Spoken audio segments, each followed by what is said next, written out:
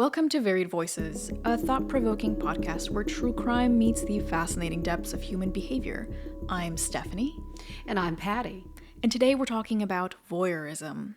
Voyeurism is often a complex and misunderstood topic, so we're going to talk about its psychological roots and its legal implications. We're going to explore voyeuristic behavior and its impact on individuals and society. So how would one describe voyeuristic disorder? It's a category within the broader paraphilic disorder.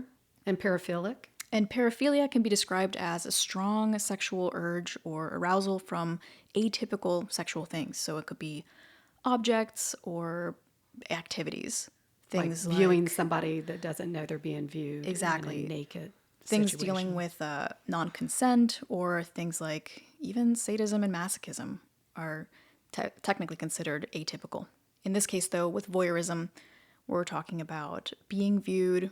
Or watching somebody have sex unbeknownst to them. Yes. Fall into that category. Yes, either just watching and getting off on watching someone do normal things, or watching somebody actually engage in sex or just be naked. And masturbation while watching. We've got some great experts we're going to be talking to later on in the episode that really get into differentiating between a peeping Tom that just might be opportunistic, just as they're walking by, they see a light on and humans are curious, versus a more serious type of voyeur.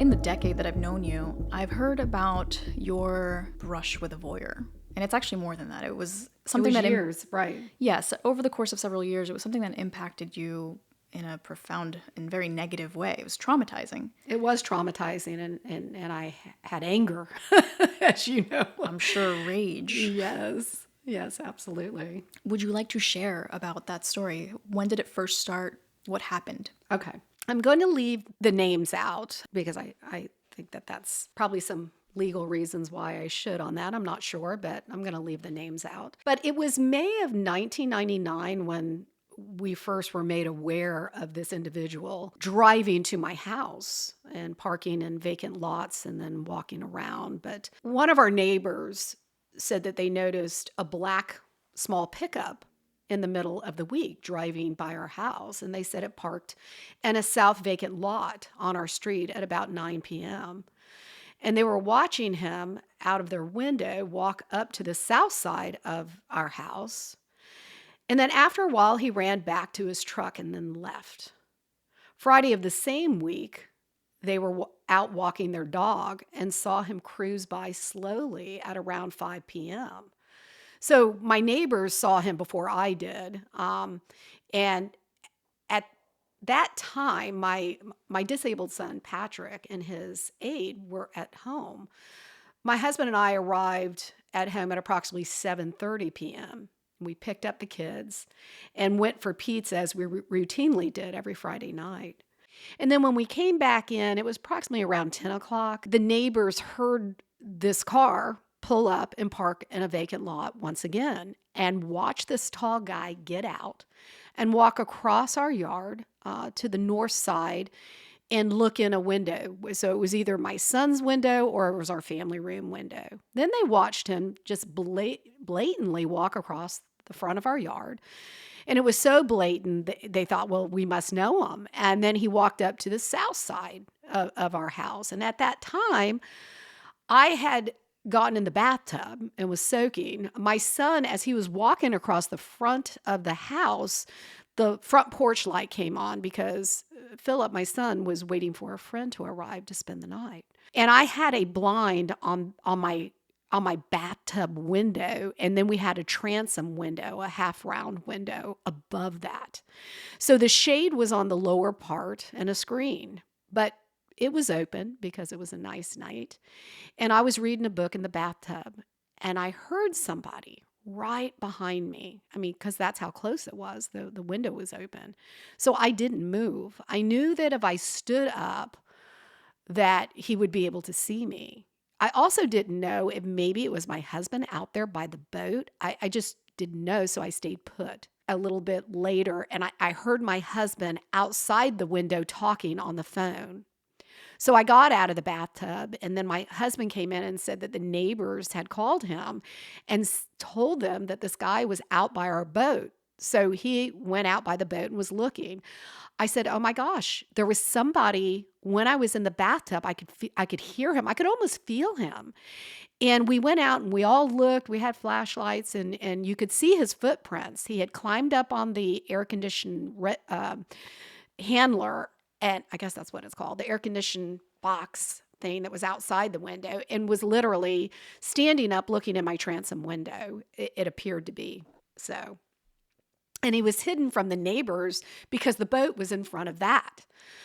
So we called the police. The police came and they took fingerprints, and, we went on from there.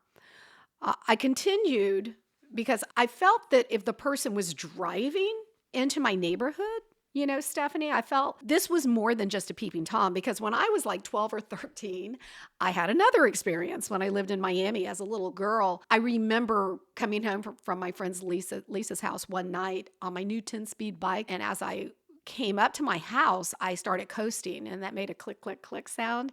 And as I went by between our neighbor's house and our house, I saw my neighbor, who was also the father of my friend that I went to school with, not Lisa, but a boy that was in my class. He was looking in our bathroom window, and it was a full moon night, and he had my friend's 10-speed yellow bike in the front yard. So I knew exactly who it was. He heard the click, click, click, and he turned and looked at me.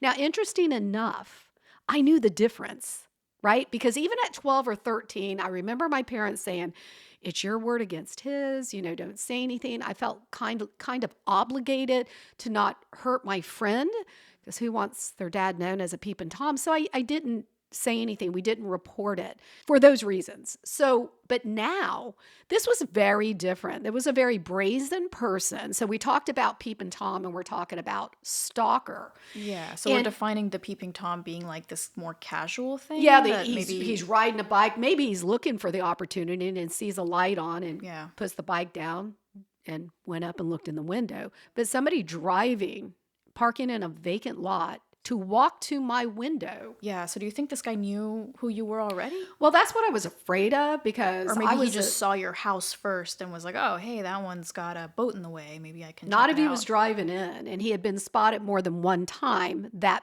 vehicle cruising by my house. I had a showroom on the beach at the time, a design firm, and I worked a lot of projects, and I thought, well, my goodness, this could be somebody on one of my job sites. This could be a friend of mine. I don't know who this is. Could be a client. It could be a client. It could be it could be a stranger danger. I mean, it's dangerous no matter what it is, and I knew that it was. So I became on high alert, and that's kind of my personality, as you know. He kind of picked the wrong house, I must say. So I started checking the air conditioning. Somebody had boots on or shoes on, and they get up there, it's going to leave an imprint, right? I was looking at that diligently because I just knew this guy was coming back, because why would he drive to my house, Again, in April of 2000, so we went from May 1999, now we're at April 2000. And understand, my children are little. I couldn't let them just go out and get their book bag anymore out of the car. Yeah, so this guy really messed with you. The amount of peace that was lost just being in your own home was now screwed with. That's right. I felt that there was a weirdo that could possibly do harm to me or my family, especially when they said that he looked in the north side window. Can you imagine as a mother that a creep is looking in the window? And I do remember, prior to even knowing that this guy was doing this, Philip, as a little boy, now he's a grown man, but as a little boy, he used to have night traumas. And so he was scared of the dark and things like that. And one night I was in the kitchen doing dishes, and he was in my soaking tub in the bedroom. And I heard him scream, and he came running across the house. And at first I just thought it was Philip being, frightened by a noise, he literally, car lights coming through the window, in a little boy's imagination, especially, video games and everything. They have quite the imagination. And was screaming, he goes, Mom, there's a big noise outside the window. So I think about that often. Oh, yeah. Here's my little boy taking a bath and this creep is there. I'm sure it was him because as time went on, there were more incidences. And on April of 2000, we noticed the footprints once again on the air compressor. So this time around, neighbors didn't see him, you didn't notice him, but you just noticed footprints. So the next day. He was there. Yeah. He had been there. Nobody saw him. Okay. So we lived in Sebastian, and the Sebastian detectives put up a camera positioned in our boat with an extension cord. They also put dirt around the compressor on the cement and had us rake it along with wrapping thread around the area. At the time, this looked so stupid to me because it was like the detective's name, I'm going to give it because he ended up being very disrespectful to me. So it was Joe Dillon. And, here I am a businesswoman, and I didn't put up with disrespect too much, but he had wrapped thread around the boat. It would just look stupid. I said, Joe, he's going to see this and take off. Yeah. So, there was thread and there was, an extension cord. And I said, this looks so obvious. He said, well, Patty, all he has to do, we just have to know he's been there. And then we look at the tape and I'm like, really? They had the camera there a couple of weeks and then took it down. So that was, nothing happened. So that was April, September 5th, 2000. At around 9:30, I was running my bath water and I went into our toilet room. When I came out, there he was in my transom window looking in at me, but he had put a nylon stocking mask over his head. And it's not like I pulled that all together right away because you're in shock. It's so creepy. And I saw him, he saw me, he ducked. I felt like I was Fred Flintstone running in place screaming. And my husband heard me. And I remember he said, I thought at first you were screaming at a bug. I had the phone in my hand trying to dial 911. My hands were shaking so bad, you lose your fine motor skills. At that point, Lee was jumping up, running towards the front door. And in the split second, as he went out the door, I said, he knows you're coming. I mean, this is the kind of trauma that it creates in you. I don't know who this guy is. I don't know if he has a knife, a weapon, but he knows he's coming. Got 911 on the phone. I know I sounded like a crazy woman because the first thing that came out of my mouth was he knew there was a trap. He wore a stocking mask. He was prepared. It could be a cop, and I was just talking crazy. I just didn't know. In the meantime, Lee went out. He heard a car door close to see a black truck. He said it was all in black. Possibly the tailgate was down or he hid the license plate. So this guy was prepared. We talk about stalker versus voyeur. This guy's coming prepared, right? And he's finding a challenge in it. Mm-hmm. Yeah, he's finding solutions to continue his stalking. Right. I mean, just a voyeur would have said, oh gosh, they know I've been here. I'm not going to pick this house anymore just because it's an opportunity because there was a transom window and I could climb up there and look in. No, this guy's going to continue anyways. So it was even more frightening at that point. And I was very determined. He took off around the block, lights out, almost hit our neighbors on the other side of us and got away. And when the police came, I still had not pulled together what that vision was that I had seen. So they put me in their car and drove me to somebody they picked up, and it was a blonde guy, young. And I said, I don't know. Could be. I don't know, because I couldn't pull together that image. But after I got home that night, I had Lee go out and stand there, and I could see him from the nose up very clearly. And it dawned on me at that moment that what I saw was an egghead. It was flesh colored. He had put a stocking. I knew then what the image was. And I knew how tall approximately he was because Lee was 6'4" or 6'3". And if Lee stood on his toes, I could see his whole head. But otherwise, I could only see half of it. And I saw this guy's whole head. So I knew he was like 6'4". Big guy. That was September 5th, 2000. Our neighbor, or actually a very good friend of mine, owned a pool service. And the person that managed it, Ray, he had the same experience that I had. He had a neighbor call him. The neighbor called and said, "Hey, Ray, there's somebody looking in your windows." So he said, "Meet me out on the street." They went out. There was the black pickup truck. They took his keys out. His keys were in the truck. His keys were for a fast getaway. Yeah. So they waited for him to come back. He came back and he had an excuse that he was looking for his girlfriend's cat. As time went on and there were more sightings of him, because this is a small town and people talk when something traumatic happens to them, he used that excuse more than once on him almost getting caught. But Ray and his neighbor said, "No, you're not going anywhere." So his actual first arrest was a month prior, in August, to him using a stalking mask to come back to my house where he knew there had been a trap. So this is an escalating personality. Yeah, he's being methodical and he's trying to solve these little things that get in the way. He's trying to make a quick getaway. He's putting the tailgate down so his license plate isn't seen. Don't you think that there's some thrill he was getting out of? Oh, getting away with it, absolutely. Knowing that we knew he had been there. Mm-hmm. And getting to it anyway. It's a power dynamic. Right. And it's part of the personality disorder that we've talked about. We knew now how tall he was. We even now had a name if it was the same person, and it sure sounded like it was the same person.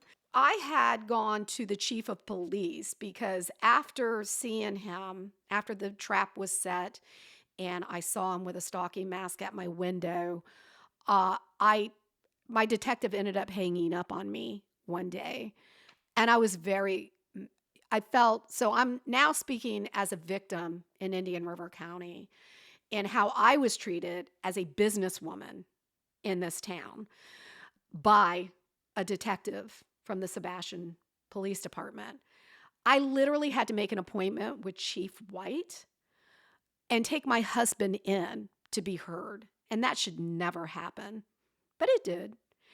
And we gave him the name of the person. And from there, they were able to do a sting operation and catch him. So 2 officers were put on the case to find this man now that he had been identified. This was on November 15th, 2000. So this is over a year from Patty's first report. But may I point out that he was arrested for the first time ever in August 2000. And a month or less than a month, he's at my window with a stalking mask. Now, you think being arrested for the first time, that's pretty bad for somebody. And you're going to be going to court. You haven't even gone to court on that. Yeah. And now that's November. Right. So he's August, escalating? September. Would you say that's escalating? I would say he's escalating. So 2 officers were put on surveillance for the perpetrator. They were in his neighborhood. They were by his house. They identified him and his truck, and they saw him go home. So they were on him. The officers came across 2 neighbors. They had said that someone has been prowling the neighborhood for over a year. One of them stated that tonight he was able to get the suspect's tag from the truck and while he found it parked in a swale. So the information from the neighbors does corroborate, and they do find the same tag on the same person that they're surveilling. This is from the police report on November 15th, 2000. He's an active boy. Yeah, I know every month he gets caught. I took a position along the side of the pickup truck, this is the perpetrator's pickup truck, when I heard yelling. Detective Grimmage notified me by radio that a suspect was coming my way. I then saw a white male subject running down the middle of the road towards me with Mike Nemitz, which is a neighbor, chasing him. As the subject got closer, I stepped out from behind the truck, identified myself as a police officer, and directed the subject to the ground. I immediately recognized the subject as blank, and as I patted him down, he spontaneously uttered, "I'm sorry, and I can't believe I did this again." And again, and again. And again, every month, probably. I wonder how often he actually went out that he didn't get caught by anybody. Was this a weekly thing, monthly thing, every day? Yeah. I mean, it's an activity. It's like a drug. So they read him his Miranda rights, obviously handcuffed him. They took him to the station and asked him how long he'd been doing it for. And he'd said he'd been at it for approximately 3 years. I want to add that one of the victims there was my yard man. And I interviewed him at the time, and he said that November 15th, they spotted his truck parked in the neighborhood and got a tag number. And again, on November 16th, when he was arrested, it was a different tag. So he was alternating tags or whatever, you know. Right, he was taking measures Yeah. so that he could keep doing what he's Right. doing. So as they drove him to the station, they drove him by Patty's house and asked, have you ever peeked in there? And he said no. But once he was at the station, he then admitted to having peeked in there too. Oh, and just to say, while he was looking in at me, he admitted to, or at least the detective told me, that he masturbated, sexually aroused, right? So that falls into the... Absolutely, that falls into voyeurism. So, and chronically at that, if he had been doing it for 3 years and ongoing. So, and you know, I did say that I had been mistreated by Joe Dillon, and how important it is that victims are treated well, especially since they're being traumatized. You know, Stephanie and I work closely with the Indian River Sheriff's Department under Sheriff Eric Flower, and they have been nothing but kind and wonderful and wanting to solve, you know, terrible crimes. And so I'm a huge fan of any police department or sheriff's department in fighting crime. And I know that they put themselves in danger all the time. So I don't believe that it's common that this happens, but I think it was important to mention how I was treated and how I felt. Yeah, it's on an individual basis. Sure. When he interviewed me, he told me that I was an attractive woman and he had to ask if I was having an affair. I think that's a little inappropriate the way he posed it, but not that he asked if I was having an affair, because obviously if you have a lover out there, and I understood that. But then after he had set up the trap and that failed, and after I had seen the egghead with the stocking mask, I called him one day to tell him what my husband had told me about a slip differential, the way that the wheels move, I guess, on a truck. He had seen it in the treads, and so he could tell, I guess that told the size and the make of the truck. And Joe Dillon responded to me like, I'm busy, there's been a suicide, and I can't talk about this right now. And it upset me, and it made me respond back poorly in the fact that I said, well, they killed themselves. I've solved that crime for you. Now you can work my crime. And he hung up on me. So we had a terse bit. So I do take responsibility on that.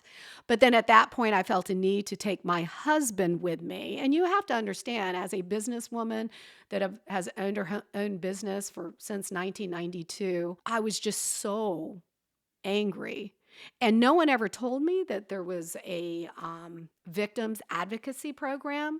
It wasn't until after this guy was arrested. He was supposed to serve 60 days. And I called to check to see that, you know, to make sure that when he was let loose, I would know. He had already been let loose. He was let loose 30 days afterwards. And I was so upset on the phone with the jail that this nice man told me, do you know about the victims advocacy program? And I said, no, I did not.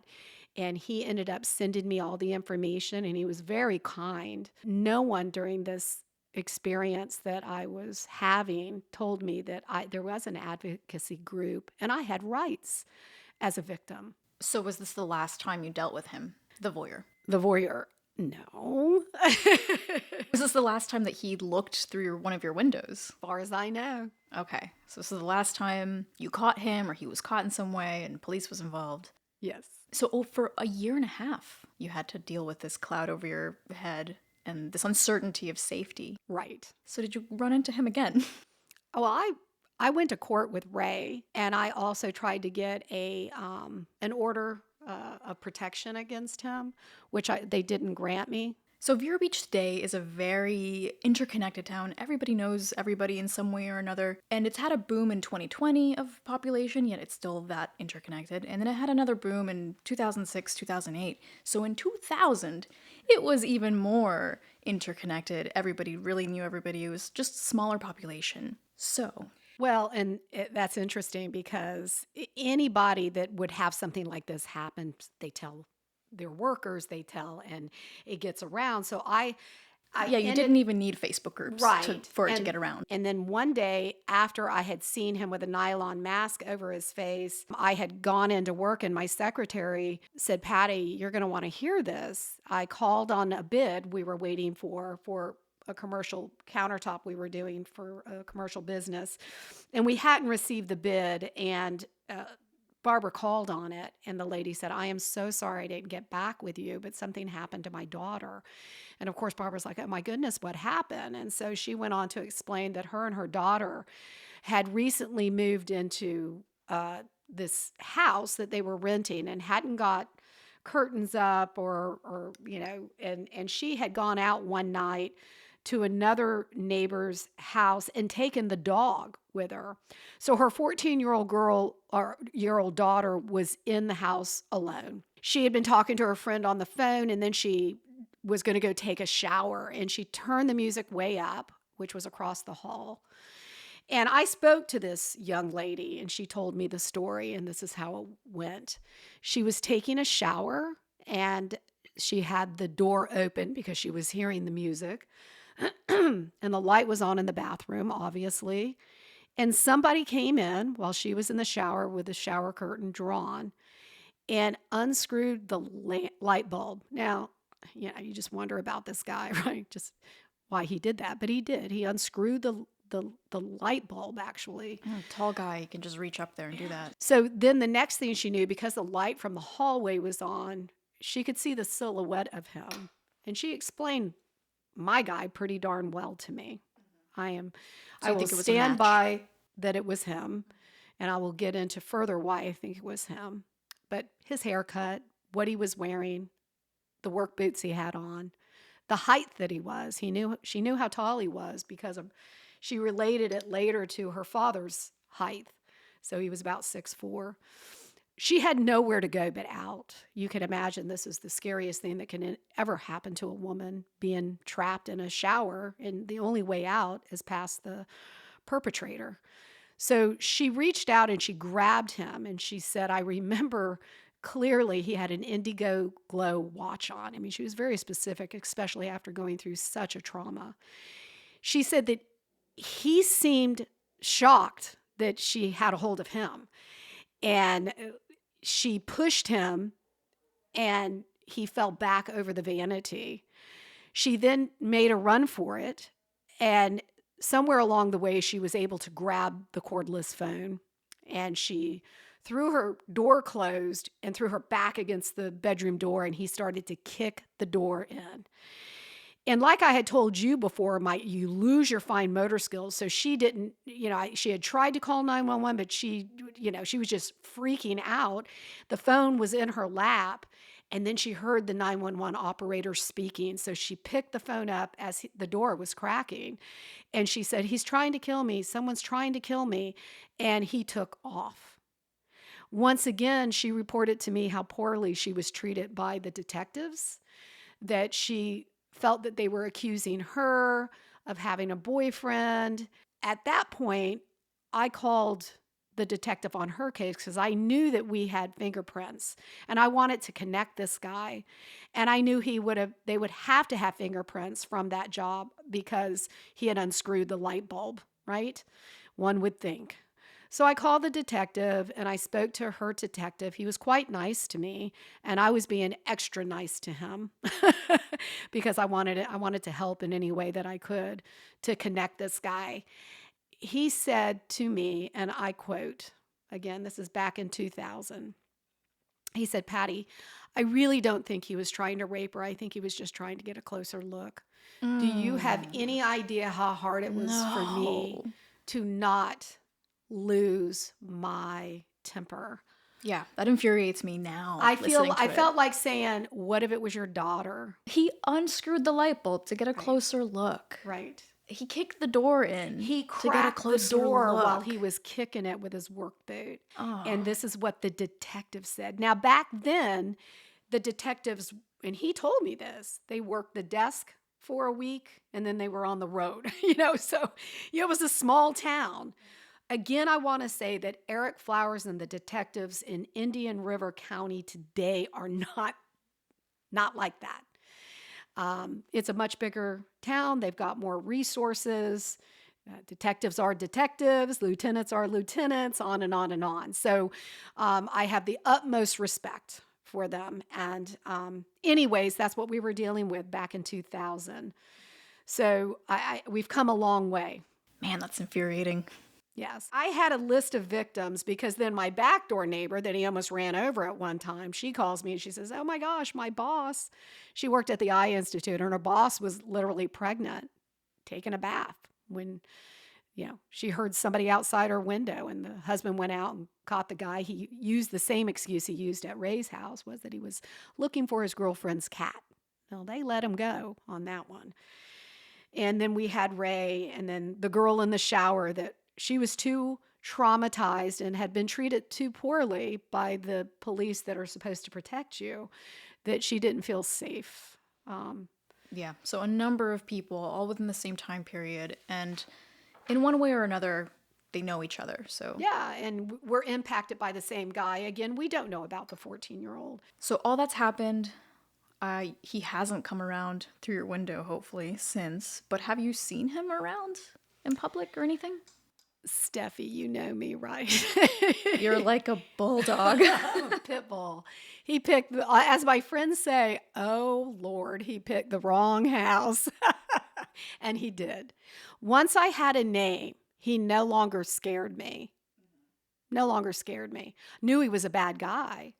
But there were some interesting things that happened. So the first time I saw him, I was with Patrick. And for those of you that know me, my son has quadriplegic cerebral palsy. He's in a wheelchair. And my husband and I were walking through the mall. And here he came with his arm around a beautiful little girl that had no idea who she was dating.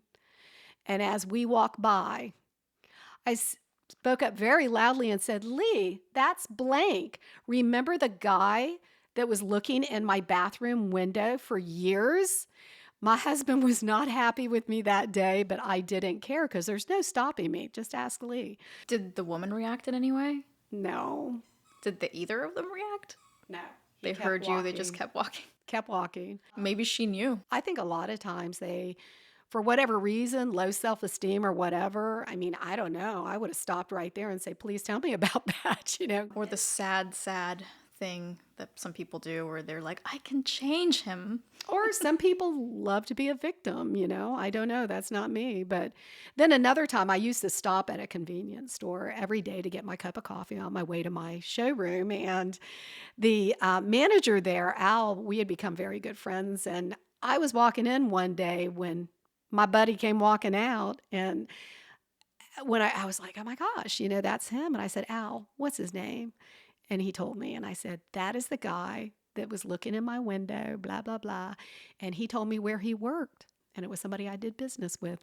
It's so a of course small town. I made a call to let him know who was working there. But yes, and then another time, this is kind of a funny story. The apple doesn't fall far from the tree. I was at RJ Gators with my mother, and I was on my phone, just kind of surfing my phone. And when my mom said, she was probably 80 at the time, and she says, "Patty, do you know those two idiots?" And it was him and a buddy drinking at the bar. And I guess they were looking over our way and being obnoxious and laughing. And my mother understood that they weren't being nice. And she wanted to know if I knew those idiots.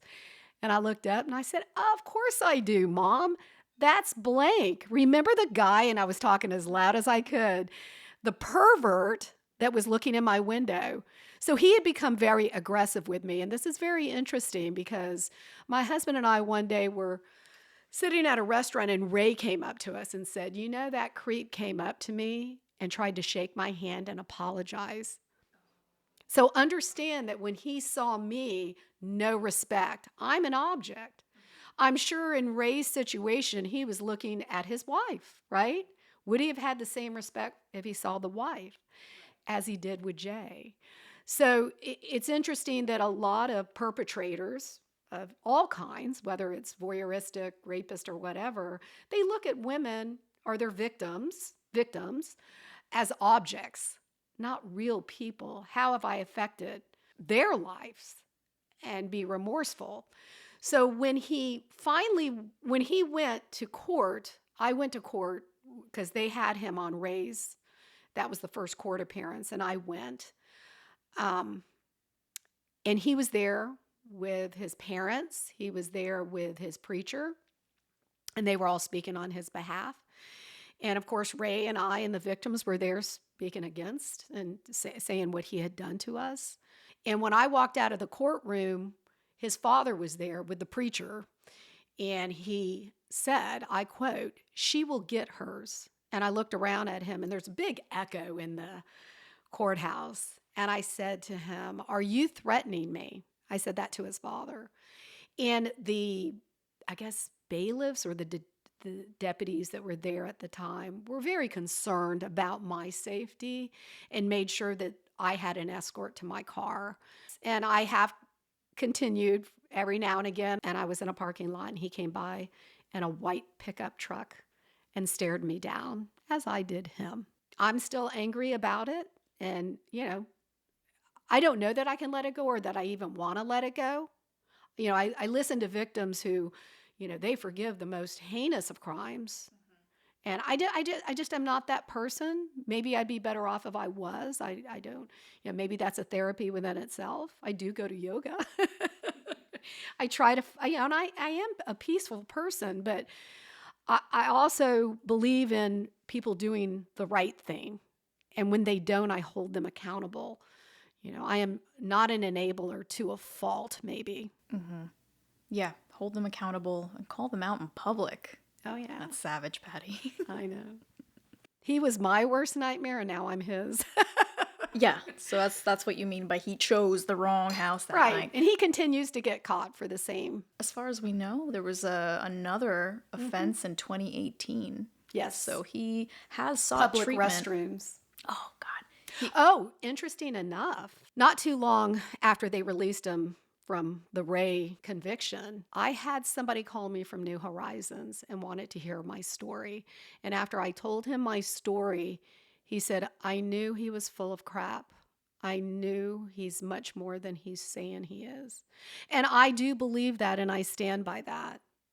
I believe that this person is somebody that should always be looked at and watched, because I think he's done worse crimes. Yeah. So he has sought out treatment, but it may... I could have been forced by, like it was before, I don't think he sought it out. I have heard that he's found religion, and, I guess he was men's Sunday school class or something. I've heard that. Concerning for the rest of the attendees. Well, I know that my friend's husband came home and said, "Guy's a creep, stay away from him." So he shared. But I think, once again, a lot of it is to either keep his marriage, after these convictions, he's trying to show that he's doing the work. Do I believe that by the way he treated his victims, even afterwards, being me, the woman, I don't believe he has any remorse. And probably will keep doing it. So being that, you are the personality that you are, and you're so willing to fight back with this, are you ever concerned that he might do something to you? I think it would be the worst mistake of his life, but I think also all eyes are on him. If I went missing or somebody hurt me, he would be the first one they would look at. So I think, he's done some pretty dumb stuff, so there's always that possibility, but also know that I am well protected. Yeah, so just because he's methodical doesn't mean he's necessarily smart about it, No, having also been caught so many times. Not. No, his urges are stronger than his brain to stop himself. You know what I mean? Today we have Wendy L. Patrick, Ph.D. She's a career prosecutor with over 110 jury trials and an author of 2 very interesting books, Red Flags: How to Spot Frenemies, Underminers, and Ruthless People, and also the author of Why Bad Looks Good: Biblical Wisdom to Make Smart Choices. And Dr. Patrick has spent over 26 years prosecuting sex offenders, domestic abusers, sexually violent predators, human traffickers, and child molesters. Wendy, thank you so much for doing this with us. Voyeurism I think is an important topic. I myself was a victim of that. So you can shed a lot of light on this for us, and we'll get started. Can you explain the basic concept of voyeurism and how it is clinically defined according to the DSM 5? And for the listeners, DSM 5 is the Diagnostic and Statistical Manual of Mental Illnesses and the latest edition of the American Psychiatric Association's professional reference book on mental health and brain related conditions. So, can you explain the concept of voyeurism? Well, the concept of it is a little bit different than I think the practical application. You have to look clinically at several factors that you would need to have all of them to qualify for a clinical diagnosis. The first one requires, listen to the way it's phrased, recurrent and intense sexual arousal from observing an unsuspecting person who is either naked, in the process of disrobing, or engaged in sexual activity. Let's just stop there for a minute. Mm-hmm. Do you notice a term there that, by definition, distinguishes voyeurism from so many other types of bad habits? Would not capture the essence of it, but let's just say viewing habits. So we're not talking about pornography. We're not talking about X-rated content. We're not talking about R-rated movies. What is important with voyeurism, it's unsuspecting. So you're spying on somebody. It's prowling, peeking. It's very different from renting a movie that you shouldn't be watching, or that certainly is not a wholesome way to spend your time. So that is the first part of it. But then listen, it goes on for a clinical diagnosis. It also says that it could also be engaging in sexual activity as manifested by fantasies, urges, or behaviors. And then there's a temporal requirement. It has to be taking place over a period of at least 6 months. That is just the first criterion. You can already see there's a lot more to a clinical diagnosis of voyeurism than you might think. The second criterion, by the way, it requires acting on these urges with either a non-consenting person or experiencing what they determine to be clinically significant distress or impairment. And that can be in your social, occupational, or other important areas of functioning. So those are just the two first criteria, but you can see right away, it's the clinical definition begins with the urges, talks about the victim being unsuspecting, then goes on to say it's got to be either acting out on it or having it create that requisite amount of distress. And then the third requirement, yes, there's more, requires that the person experiencing that arousal have to be at least 18 years old. And our viewers and listeners might imagine why that's true. Because if you're not 18, you're going to be adolescently curious. Right. And the non-consensual, because Stephanie and I were talking earlier about, there are those people with fetishes that want to watch each other and that type of thing. And that's not actually a voyeur. It has to do with non-consenting. Fetishes are often discussed within the parameters of what we call paraphilias. And there are so many different fetishes, everything under the sun. You hear the term fetish and you think of, somebody who's preoccupied with shoes or with other things that are maybe almost innocuous in comparison with what we see in the research, literature, and treatment. So fetishes can be anything, but it's also true that the unsuspecting nature of the victim can also play a role in other types of disorders as well as other types of crime. So what are the psychological factors that typically contribute to voyeuristic behavior? Well, remember, we just heard about the three of them. I mean, you first have to have the requisite arousal, the DSM is great at laying them out in a very practical fashion. So this recurrent and intense sexual arousal from observing an unsuspecting person. I mean, let's just take that and break it down, because that is actually a very broad definition that I think almost anybody can appreciate. These are the people that we sometimes, you think, oh, it's going to be the guy in the bushes with binoculars. I cannot tell you how many female members of a couple I have had disclosed to me that they were on vacation with their husband and came back to the hotel room to see him with the lights out and binoculars in hand looking at the hotel across the way. Now, that does not make him eligible in and of itself for a diagnosis of voyeurism.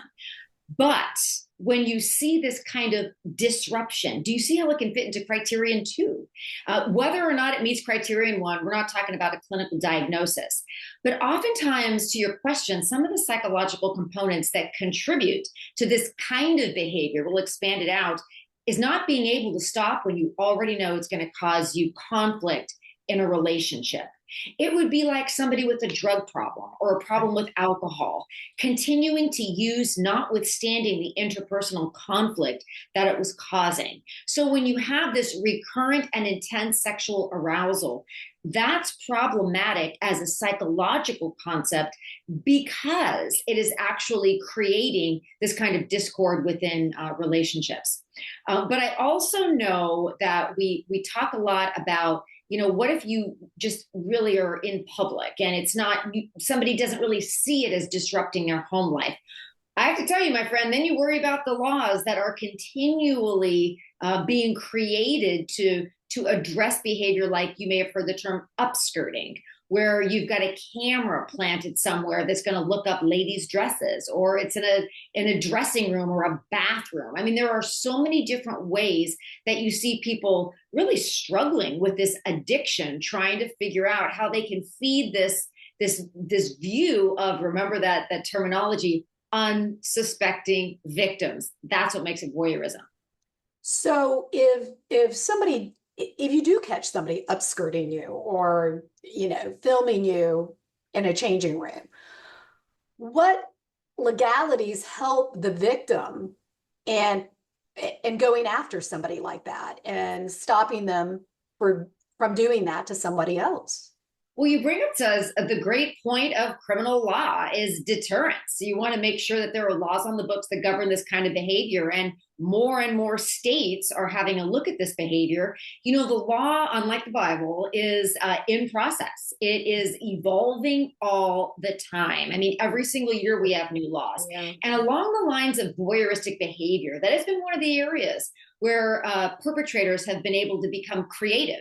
Whether it's planting a camera somewhere underneath a stairwell, which I've seen on a number of occasions, watching people as they're climbing the stairs, or as you mentioned, in a dressing room. Airbnbs have become a spot where you have people that have been planting cameras, or even people that rent rooms. I mean, there are so many different ways in which, you have people that go to a hotel room and the first thing they do is they look around for holes and they plug up all the holes because they're afraid somebody's watching them. But laws on the books are continuing to criminalize the kind of behavior. And if we can tie it to a perpetrator, absolutely, people should report the behavior, even if they don't know whether there are criminal laws. I mean, nobody has this stuff memorized, even some of the lawyers and law enforcement, because it changes so often. The behavior should always be reported because at the very least, there may be civil penalties available for this type of just blatant invasion of privacy.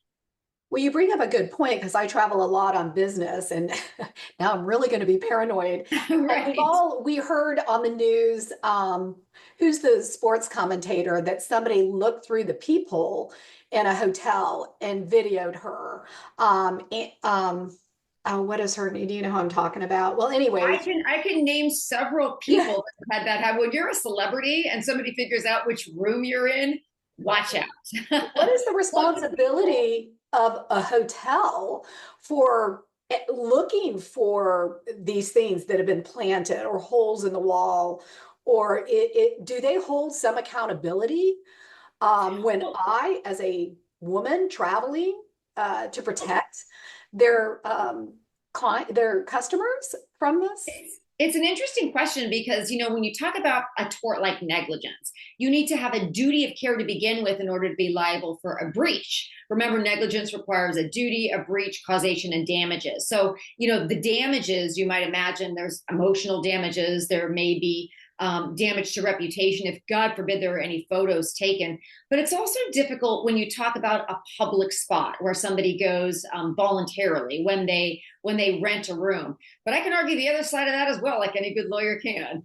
Yeah. If I'm renting a room, I shouldn't be acquiring the risk that someone is going to steal my private likeness, especially if I'm a celebrity, without my knowledge. And shouldn't there be some burden on a hotel in making sure this type of thing doesn't happen? Is there maids that should go in or hotel staff that do a sweep? We have seen it's difficult without there being somebody on notice that this type of behavior is regularly occurring. We just noticed with the former president's assassination attempt that you can have lots of different types of sweeps and fly drones and do the kinds of things that we might expect would pick up this kind of surveillance. Nothing is perfect. So I would say your question is excellent, but it's also a work in progress regarding what kind of duty along these lines, if we continue to evolve, where maybe hotels and restaurants and department stores with dressing rooms should recognize the very prevalent danger that patrons that don't imagine they're going to be filmed in a bathroom or in a dressing room actually might be. So we're not completely there yet, but I got to say, we will be making case law only because of the prevalence of these cases. I remember it was years ago that there was a case that I covered in the news where one neighbor was flying a drone in front of his next door neighbor's window and taking pictures of her undressing.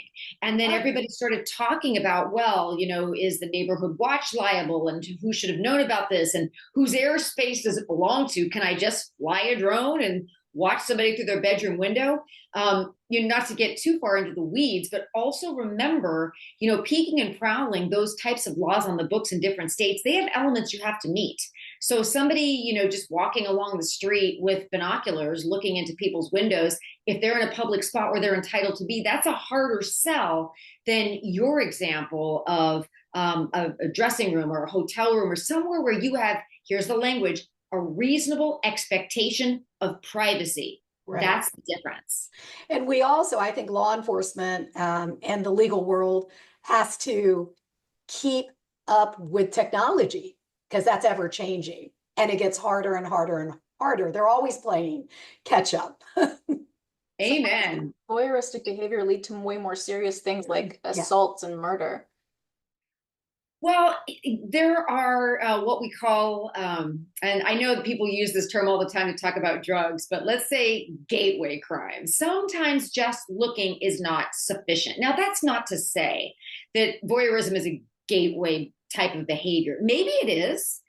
In the same way that you can imagine, somebody that watches pornography might believe that kind of rough sex, whatever you want to call it, non-consensual sex is something they might try out in the real world. You can imagine that, and there is, there's always some research that finds that there are some people that do graduate from just being voyeurs to actually being sexual assaulters. However, there's better research that says that the opposite is true. There's better research that says people that are sexual predators and are sex offenders have voyeurism in their past. In the same way that many people that engage in sexual assault also have engaged in lower level types of sexual behavior, whether it's exposing themselves, engaging in non-consensual touching that doesn't involve penetration. Touching of a child is a felony. You don't need to penetrate. So there are lots of, and by the way, there's no such thing as consent if you're having any kind of communication or any kind of contact sexually with a minor, because minors can't legally consent. So when you look back at what makes this kind of a predator, you often find voyeurism. It's just a tougher sell to argue it the other way. Although I do often find myself wondering, why wouldn't that be yet another reason to catch and punish voyeuristic behavior and provide treatment to people that engage in it? There are lots of people that feel addicted to sexual behavior, whether it's watching pornography at work. Talk about a time waster, as well as stealing your company time, jeopardizing your relationships. There are lots of people that feel like they can't stop, but treatment is available. So too with voyeuristic behavior. Very different for pornography, because you have to find that unsuspecting victim. That's part of the sexual thrill. And I have to say, if you look on YouTube, there are so many instances of good Samaritans watching and catching people that are engaging in voyeuristic behavior, turning on their cell phones and outing them very publicly. I use some of that footage in some of my presentations. It's easy to find. So treatment is available, and not only is it available, it's a great idea simply because you are correct. There are some people that do graduate to committing far more serious offenses. Now, Wendy, you say treatment is available, but mental health care is a big topic and are in the United States right now, that the lack thereof. So somebody that is experiencing voyeuristic tendencies, where can they get the help that they need so that it doesn't progress to something worse? Well, lots of people don't even recognize what the clinical diagnosis is. They just understand that they have these tendencies. Depending on where they work, what their community involvement is, what church they attend, there are a variety of different types of therapies. Some more expensive than others, many of them free. There are lots of people that donate their time to attempting to really provide help. You know, if you look online, I'm telling you, we live in a good day and age to find help for a lot of different conditions.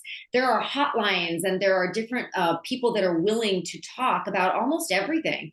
And a lot of these people are them who themselves used to be caught up in it and really want to help other people. We see this in substance abuse, don't we? We see people that have survived addiction, came out on the other side, and just can't donate enough of their time. I mean, by the grace of God, they've been cured, they've been healed. All they want to do is help other people.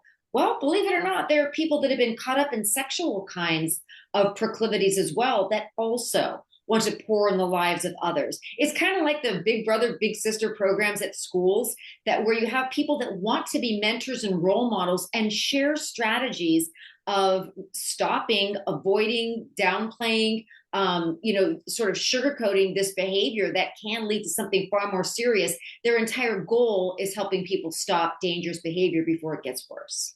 Right. And that's so good that you're putting that out there, because Stephanie and I, we just did a podcast on the Helen McPherson murder, very sad murder of an 87-year-old woman.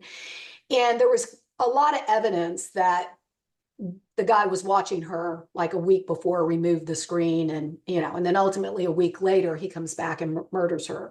We're also working with a notorious serial killer right now whose counterpart who did The actual murders. the actual Started with horrific, voyeurism. yes, and his first job that he worked at, he put a hole between his and the her restrooms. So you think about, he ended up murdering, that we know of, we know there's more, but he ended up murdering viciously, raping and murdering 6 women.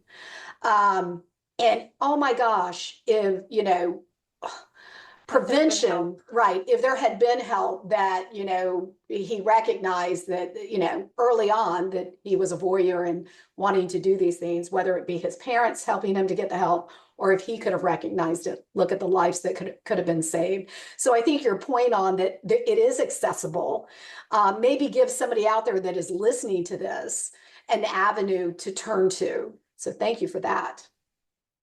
Yeah, you bet. And let me throw kind of a provocative twist into all of this when it comes to who should and shouldn't seek help, and it's never a bad idea. Mm-hmm. But remember that clinical voyeurism has those 3 elements, and it requires almost an urge of irresistibility, even to the exclusion of even to the sacrifice of personal relationships, of being able to hold a good job, to avoid bad behavior. But listen to this provocative study. There was a study in 2007, and they basically found a significant percentage of people who they surveyed admitted they would watch an attractive person undressing if they knew they wouldn't be caught. That's problematic. It probably doesn't qualify as voyeurism without more, but that's problematic. And this was a survey of people that were over 18 years old. So it wasn't adolescent curiosity. Wow. That's the world we live in. And that's one of the reasons that we have a big pornography problem, which causes so many different issues. Don't even get me started with that, not to mention the exploitation of the actors and actresses in the films.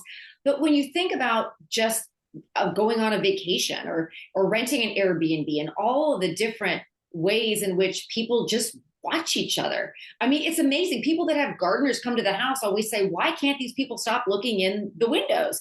When the kids are trick-or-treating, why do the adults want to look into the homes? Now, some adults would say, I want to make sure it's safe because I've got a child that has play dates over there. But barring these benevolent intentions, we as human beings are curious individuals. We're curious creatures. And we worry that to feed that kind of curiosity does not lead anywhere good. And every type of addiction starts with the behavior being engaged in, doesn't it? Right. So many people, if God forbid they went on vacation, looked across the way and saw a couple having sex on the balcony, or somebody undressing, they would just look away. Or they would find a way, to pull down the shade or whatever they needed to do to respect one's privacy. Because many times people don't recognize that they're in public view. We see this kind of thing at the beach all the time. I mean, we want to work together to respect everybody's individual sense of dignity and privacy. And that is yet another reason that voyeuristic behavior is so dangerous. Right. Right. Well, I definitely know that it is. Can you share any case studies or examples from your career that illustrate the transition from voyeurism to more severe criminal cases? No, you can't predict or necessarily go back and claim that everything started from a particular incident. One of the things about voyeuristic behavior is when you look at case studies, we're basically looking at, was there voyeurism in somebody's past, and do we think in some sense that may have contributed to an evolution to more serious behavior? But when you're looking at case studies, you're basically looking at behavior ideally before it graduates to anything more significant. So, for example, you'd be looking at somebody that has a tendency to hang around a certain area where there are open windows and people are changing, or people are engaging in certain types of activity. But voyeurism, because it involves an unsuspecting victim, usually incurs some element of spying to the analysis. So there are laws on the books against peeping and prowling. We've all handled cases where it is the guy in the bushes, men or women. Women are voyeurs too. But you sometimes have neighbors that are calling the police, complaining that there's somebody hiding in the bushes with binoculars or somebody at the window. These types of things are often also involving trespass, and sometimes victims they're frustrated that the penalties aren't higher for unsuspecting viewing, let's just say, regardless of what they're doing. They don't need to necessarily be changing clothes. It's really an invasion of privacy and a boundary violation to have somebody hiding in your bushes to begin with on your private property, which I would distinguish from the examples we gave below of somebody in a public street where they have a right to be. So those are some of the things that we often see in the criminal realm. But we do wonder, and we want to track and make sure that, there are, if it's necessary and appropriate, terms and conditions that would help somebody get over this behavior. I mean, ideally, people wouldn't want to engage in criminal behavior, and that would make a society a whole lot safer. Mm-hmm. And if people are willing to ask for help, as many of them are, because it's no fun being caught in the throes of addiction. We know, because people that have been caught in that position tell us that.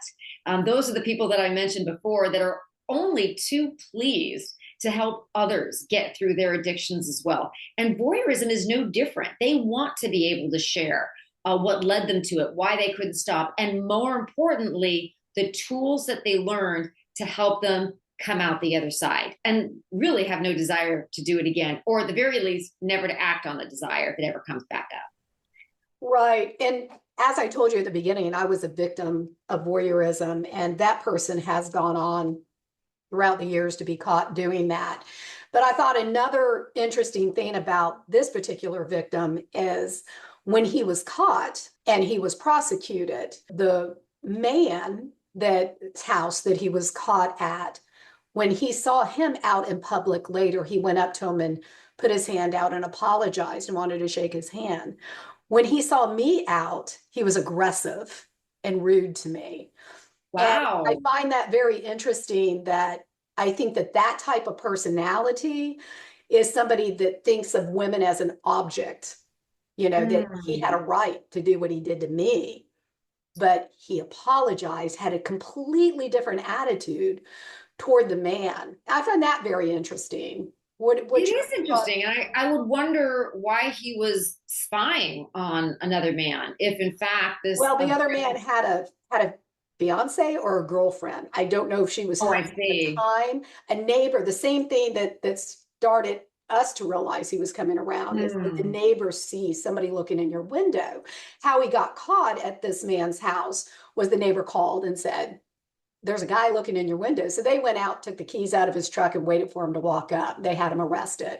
That was his first arrest. Even he's gone on throughout the years to continue to do that.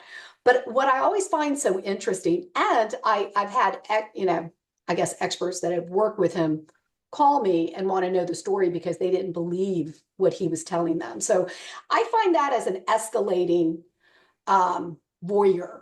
And I think that, in my opinion, that makes him the most dangerous type. The attitude towards me as a victim versus towards the man as a victim.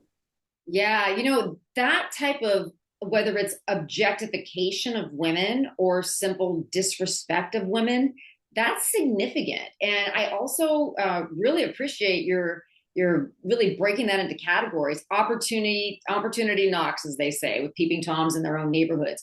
But it sounds like in your case, this guy actually took the time and effort to get to where you were.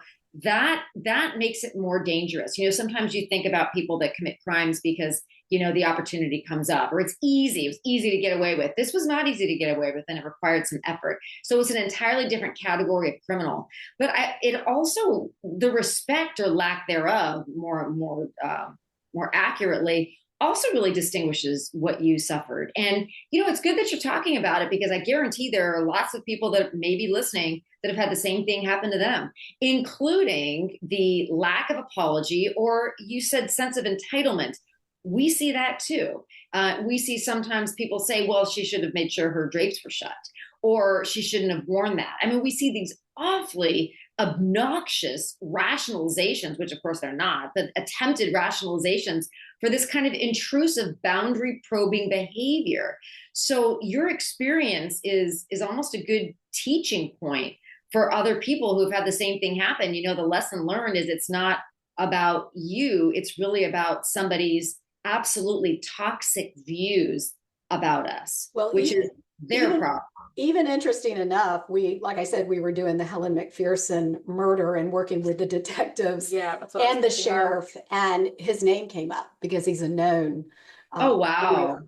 And the guy that had arrested him, the detective, now retired, said that he had shared with the detective that, and it could have been me, but one of the ladies that he was spying on, he felt that she knew he was there and wanted him to do it.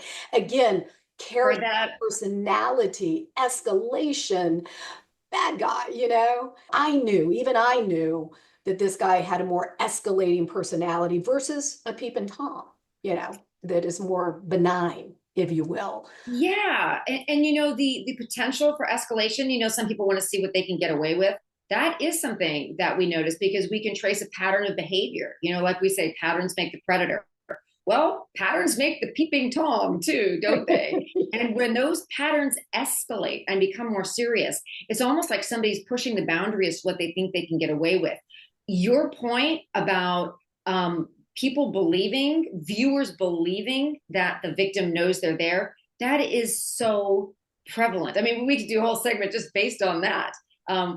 She knew I was there, and she was actually posing a lot. Just the cognitive distortions that go into this type of thinking. We see that too when people are exposing themselves. Oh, well, other people really secretly want to see. No, it's one of those. Put it back. Right, put it back. It's one of those fallacies that's very common and so well documented that it is ripe for treatment. Here I go back to treatment. Sometimes we say we may not be able to predict, but we can prevent, and we can dissuade people from behaving the same way in the future, and we can equip them with the tools they need to stop the bad behavior. Now, we can equip them all day long. They may not reach into the toolbox, but many of them do. I'm the eternal optimist. I've been doing this for so many years, and I have seen lives changed. And so if people can change their behavior, then other people can change theirs. It's just a matter of incentive, I think, is a big part. I love hearing that because I'm an optimist too. Sometimes we get tainted and we think, you can't fix these people, but you've had that experience. And I think that that's very important for who's ever listening to understand that people can get help.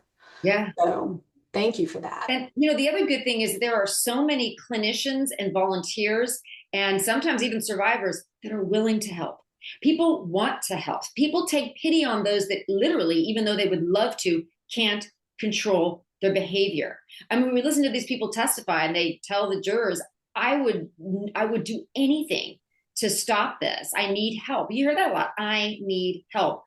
Great. It's the first step, just like any other addiction. And, voyeurism can be, it can be conquered with the right kind of help. And that's a wonderful promise that so many providers are willing to make to people that are caught up in it, men and women. That's a great message. Thank you for that. To the listeners that are listening, if you do need help, reach out for it. And Wendy, you're right. There are people out there in places they can go, be at church or wherever, that they can hopefully stop the behavior. So thank you again for all your time. I know you're a busy woman. Stephanie and I were reviewing some of your books, and I can't wait to read them. I can't wait to hear what you think. Thank you for having me. Thank you for joining us. Today we have Dr. Elizabeth L. Jeglic. She's a professor of psychology at John Jay College in New York. Dr. Jeglic's research interests are primarily focused on issues broadly related to sexual violence and prevention. She's also an author and a writer. So let's get started. What are the key components of assessing a person for voyeuristic disorder? And how does cognitive behavioral therapy play a role in the treatment of that?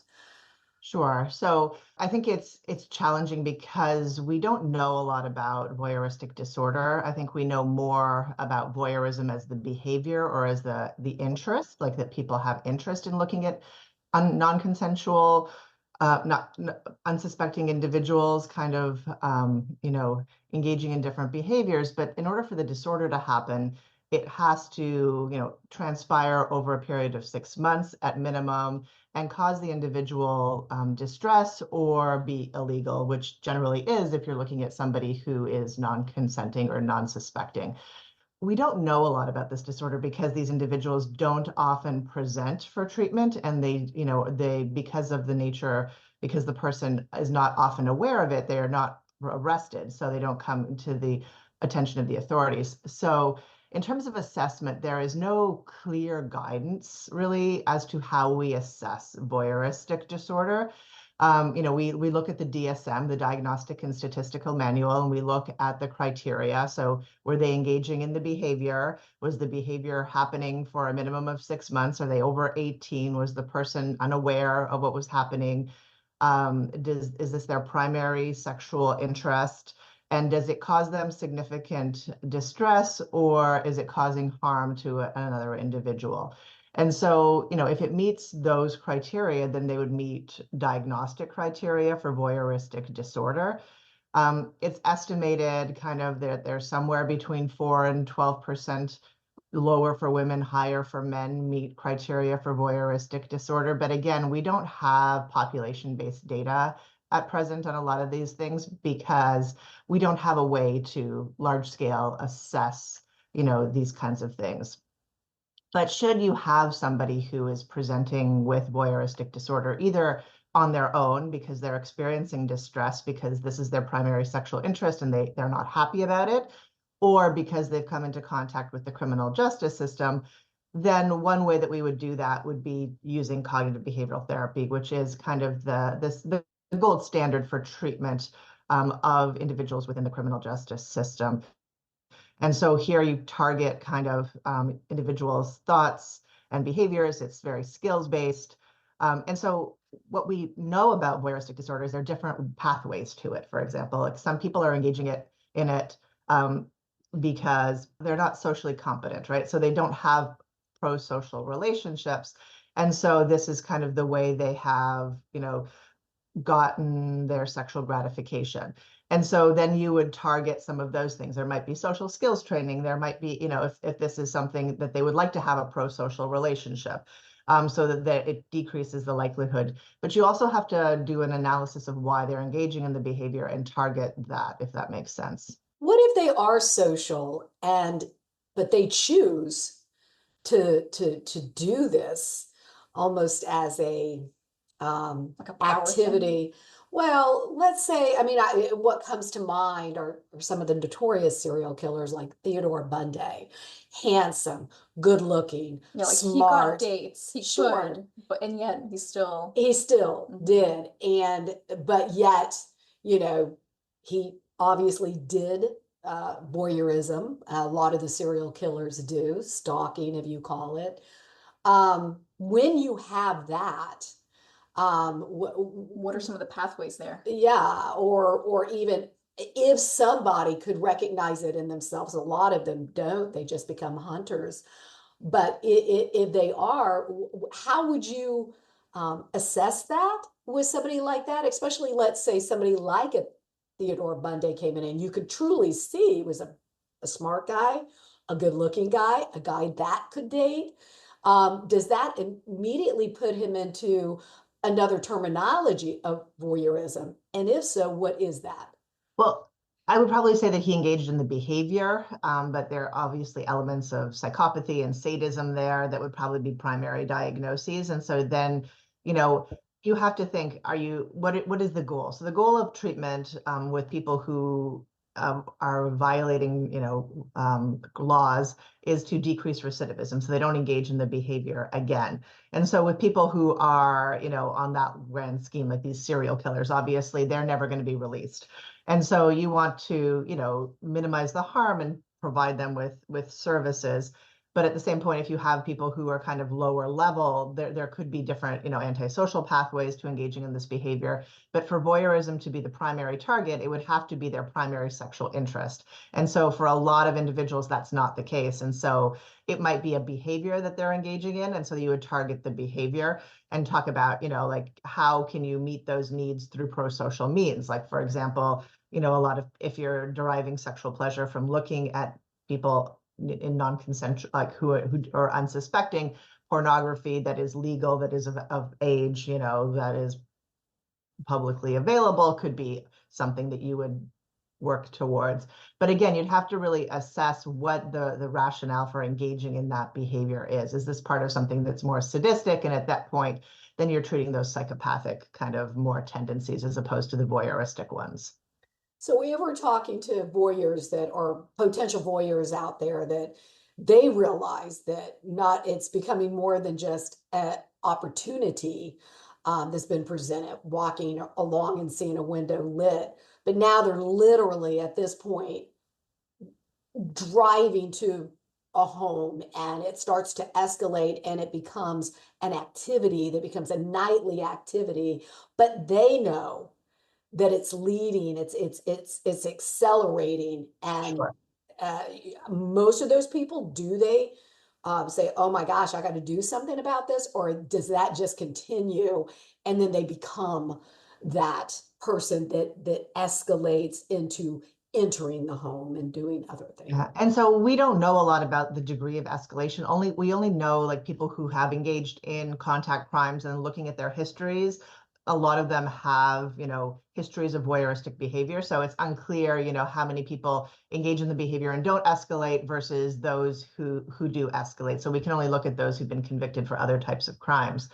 But, if they're recognizing that this is something that is becoming, more dangerous, then, treatment would be available to them. I don't know that there's anybody specifically who specializes in this. It would have to be somebody who would understand kind of, you would do a functional analysis. What's going on? What is that they're deriving, the need that is being met for this. So we know like the few studies that have been done is there's often some sort of childhood trauma that has happened within the home, kind of abuse. There's problems in interpersonal relationships throughout, adulthood. And then there's usually kind of in the time preceding the events, life has gone downhill. There's often comorbid disorders like depression, things like that.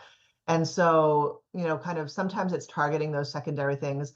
If it's a hypersexuality, sometimes there are medications that can be administered to decrease that level of hypersexuality, which then there have been, like they've done case studies where they've reported decreased urges to engage in that type of behavior. So you really would have to work with the service provider to kind of assess what the impetus was for that behavior and target that. And there might be multiple targets. It might be that there's hypersexuality, which can immediately be targeted with medication. And then you kind of look at what is the underlying cause, and there might be some depression going on, there might be some childhood trauma that needs to be resolved, and by targeting those things, that would decrease the risk. So, how effective is CBT in those that want to seek treatment?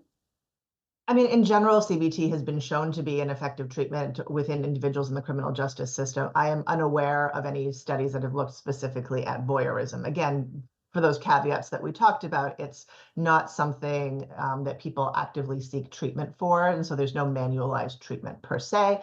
But again, we know that by targeting, understanding what is causing the behavior and working, teaching skills and teaching ways to handle those kinds of urges more appropriately, we can decrease behaviors. It's very case by case, and then voyeurism is often the result of more things, not the main thing.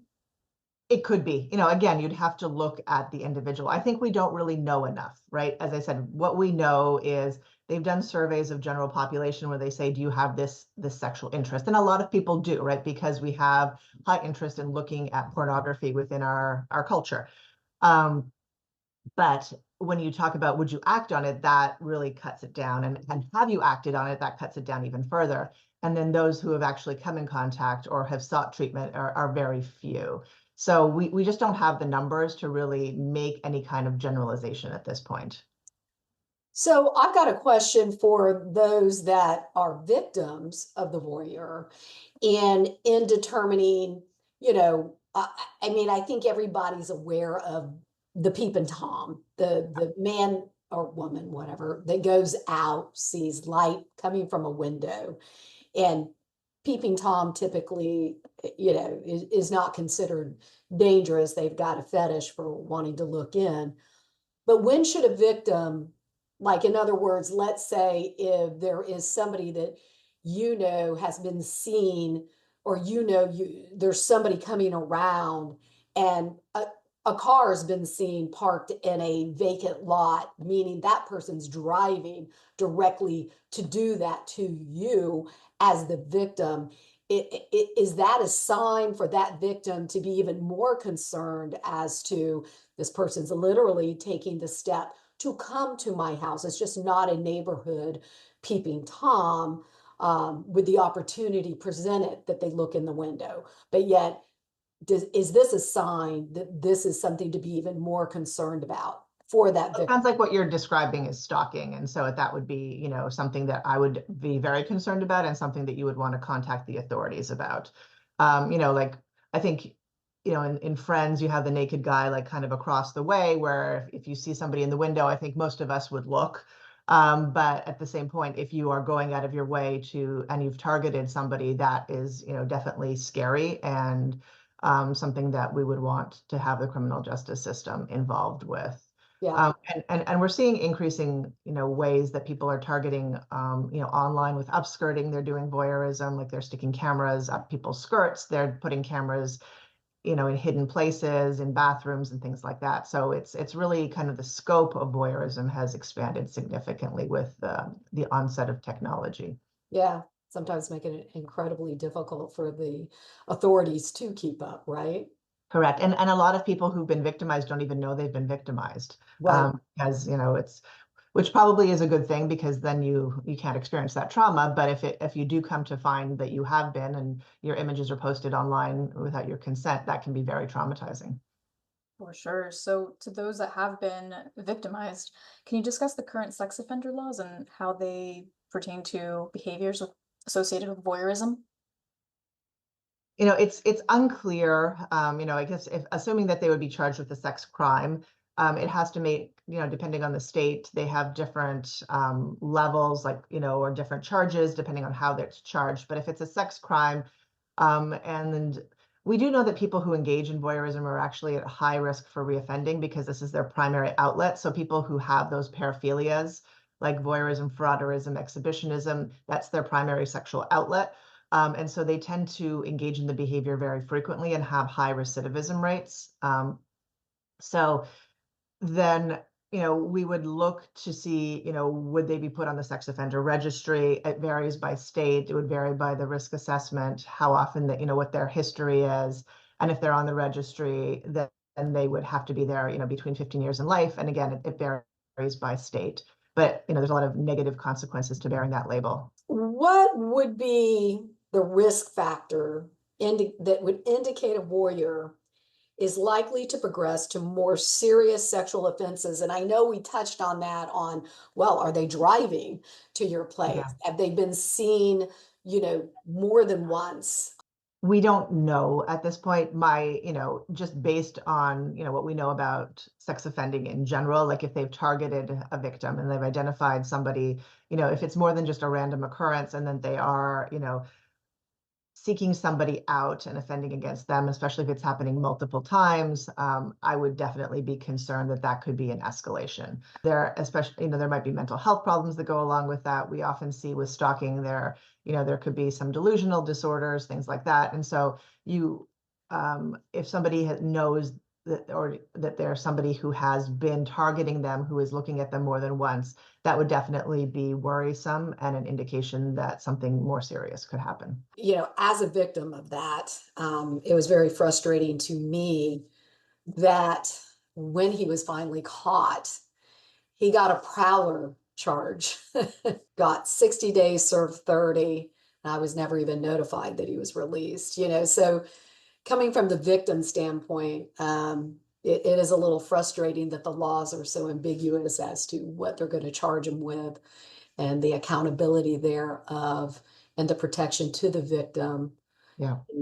being kept in the loop to protect their family or themselves. Yeah, it's hard, and because like the diagnostic manual and the criminal justice system do not necessarily overlap. You can have that diagnosis or that behavior, but it's not charged that way criminally, or they have to plead down because in order to get somebody convicted, they don't have the evidence for one thing, but they have it for another thing. So we often will see people who have engaged in sex offending histories, but they have other charges because it's easier to convict them on those. What would be some evidence that would put someone under that kind of charge of voyeurism specifically, rather I mean, than they would have to be observed or videotaped by, a third party, and that often doesn't happen, right? Because they've honed their skills. And so it's really one person's word against another person's word.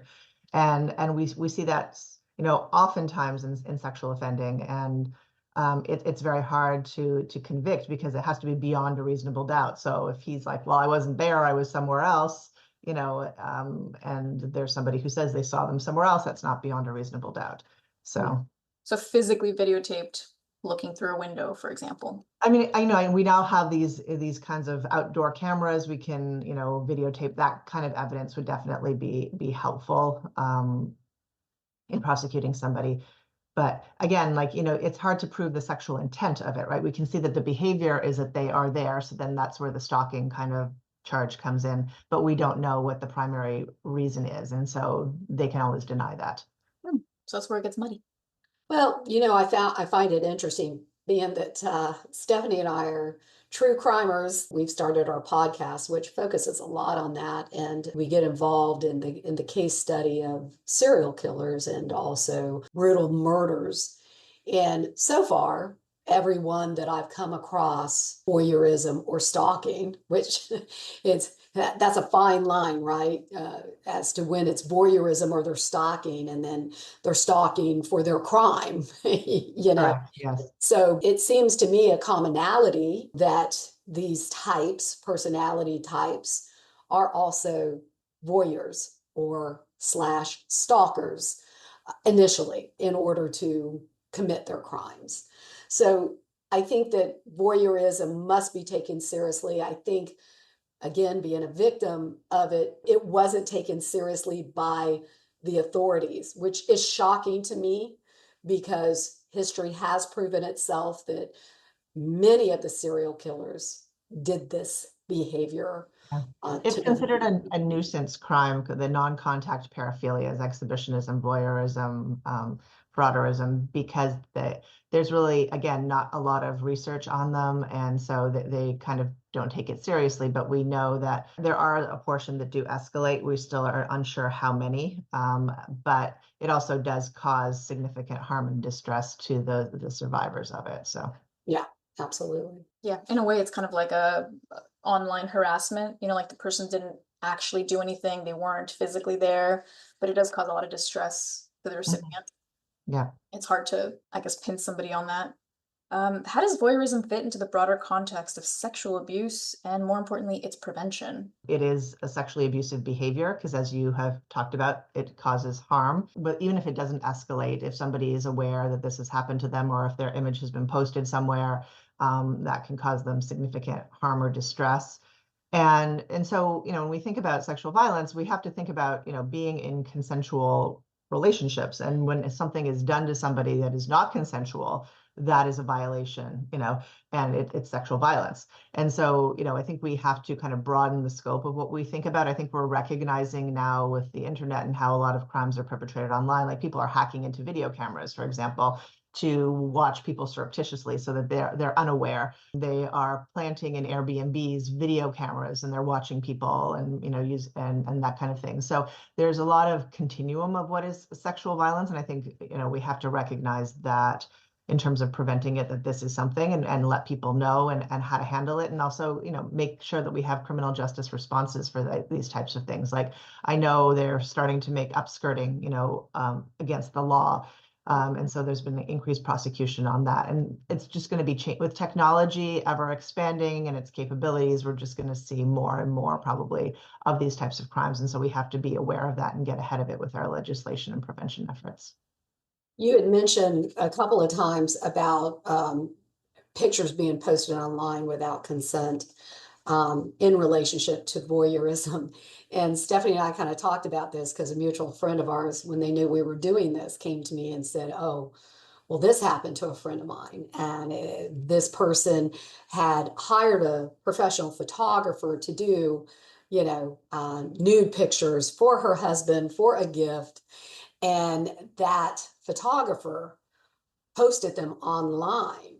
And, Stephanie said to me, "Well, is that voyeurism?" And I'm like, that is interesting. I don't know where that lies. So could you tell us if that type of a crime where you've hired a professional photographer to take nudes of you for a gift for your husband, and then he takes those pictures and puts them online. Does he own those pictures? Is he allowed to do that? What are the lines? Or are they blurred for that type of?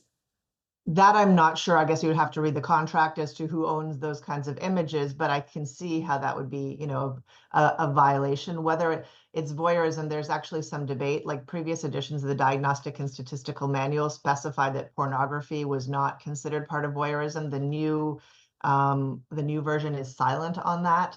But generally, when you do engage in that type of, if you are consenting to having the pictures, right? That is not voyeurism per se. So when I say pictures online, I'm talking about like when they take videos in the toilets, for example, and they'll put that online. But at the same time, it is, it is sexual violence because she didn't consent for those images to be shared publicly, and that's a violation of her consent in that capacity, right? So it's kind of like when people are sharing, it's image-based sexual abuse, I guess is what they call it. Like you may have a boyfriend and you're sharing, sexual images with that boyfriend. You break up and that boyfriend then, shares those images onward. You didn't consent for that person to do that. So that's image-based sexual abuse, and that's very harmful as well. A lot of it is semantic, but it's all kind of under the umbrella. I don't know if it's important that we parse it apart, but regardless, it's harmful to the individual who experiences it. Yeah, and I think for the listeners listening, especially young girls, like don't do that because you're in Yes, danger of that and you lose control of those pictures and then absolutely. it becomes And that's one of the they go key viral. prevention. Yes, we're telling, one of the key prevention things we're doing with teens is, to prevent sexting, because I understand that that's how people flirt these days. It's kind of like the new way of doing it. But inevitably, a lot of those pictures get disseminated without that person's consent, and that's image-based sexual abuse. And so once you send that picture out, you lose control over it. What's nice is that the National Center for Missing and Exploited Children can help take some of those images down if that does happen. So they have a service where you can reach out to them and they can help. Unfortunately, it's an ongoing thing, but if you do locate images online, you can have them take those down, at least for minors. Okay, good to know. So, what are the most effective treatment programs currently available for sex offenders, particularly those with voyeuristic behaviors? So as we've talked about, cognitive behavioral therapy really is the key treatment for those who are justice system involved. That can be done within prisons or in the community. And in addition to that, we have what's called the Good Lives model now of offender rehabilitation, where you're targeting strengths-based approaches. So you may have heard in general psychology, we have positive psychology. So instead of saying, don't do this, don't do that, we kind of say, like, how can we make your life better and more full? Similarly with those in the justice system, because there's a recognition that trauma precedes a lot of justice system involvement, including for those who perpetrate sex crimes. And so looking at so how can we make your life more full so that you're not going to engage in these harmful behaviors? Kind of teaching them to pro-social activities to replace those ones that are harmful to other people. So, if they're using the behavior, in this instance, voyeuristic behavior, to fulfill a connection need, then teaching them how to make connections to fill that need that don't harm other individuals. If they're doing it because they're bored, like, how can we make your life more full so that you're not, doing this because you don't have anything else to do, that kind of thing. Are you lacking social skills? Then we teach you how to have social skills. Yes. Well, that makes all the sense in the world and could help a lot of people with these tendencies. So, community education, what role does community education play in preventing voyeuristic behaviors and protecting potential victims? I mean, I think, we look at sexual violence prevention from the socio-ecological model. So there's the individual factors, the family factors, community factors, and societal factors. So, on the individual level, you have an individual who is often troubled, right? And so they're engaging in these types of behaviors. Then there might be family factors that are contributing, and then community factors, like, that might be supportive of it, and then societal factors, and the fact that we, reinforce the use of pornography in our society, right? Like, that's something that is very strongly reinforced. And so you really have to kind of think about, how are we as a culture kind of reinforcing these types of behaviors? But then also, like, as a community, if we see somebody who is engaging in these types of behaviors, how can we identify that person? How can we help that person and support them to get treatment? How can we support those people who've been impacted? And just the recognition and making people aware that this is, problematic and can be harmful, and that you do want to help that person get treatment, if assuming they have not yet, really done any serious offenses. And at the same time, if they have, then helping the survivors, so because it does cause harm to them. Right. Well, you've been incredibly helpful and a lot of insight with your expertise and everything too. I think this very important topic, voyeurism. Elizabeth, thank you so much for your time. Thank you so much, and thank you for having me. So, preventative measures. Mhm. Besides the day and age that we live in, we can have all of the security cameras all around the house, inside the house, in our Right. cars, wherever. We also have phones tracking us. There's Right. also just checking in. I don't know about you, but I always liked my location being known. So I did share it with someone. I now share it with a family member. They're not looking at it, but they know where my phone is at all times if anything happens. Yeah, I think in today's technology, and we learned that in the Murdoch case, right? I mean, here he was, a real smart lawyer, and his phone tracked every move and got him. Exactly. So if he can be got, somebody as dumb as you know who, it's very difficult nowadays with trackers and things like that. And it's funny you should bring up the GPS. I have friends who track their husbands and he tracks them. And I always thought, well, that's weird, but I get it now. I think it is good for somebody to know your whereabouts, but you also have to have other things in place, I think. Yeah, and it doesn't even have to be your husband or your partner if you feel weird about that. Like I said, I've got my sister Yeah, and some other family members, and so I am known. that's smart. That's really smart. Maybe I'll give you me. And I mean, now there's surveillance on everything, every home. And of course, we have it front, back, and we're pretty much a 24/7 house. And then, we get into guns, things like that. I mean, I know my husband gave me some contraption that I think would be very beneficial to somebody that's jogging, that you actually run with it in your hand, and Like a brass knuckle thing? it looks like that, but it's not. You hit. I've never used it, but you hit somebody, it just blows them off their feet, and it gives you the opportunity to get to safety. Okay, it's like a leveraged punch. So yeah, there's all these non-lethal methods. Yeah, it's electronic. It blows them off their feet. It's more than, yeah, it's a serious thing. And then there's guns. If you want to feel empowered as a woman, I think there's absolutely, I do believe in gun control, but I think that as far as being licensed and learning to use a gun, if that makes you feel safe, you do what you need to do to feel safe. Yeah, for sure. Licensing's important, and learning how to shoot in different scenarios is important. Although, as of 2023, July last year,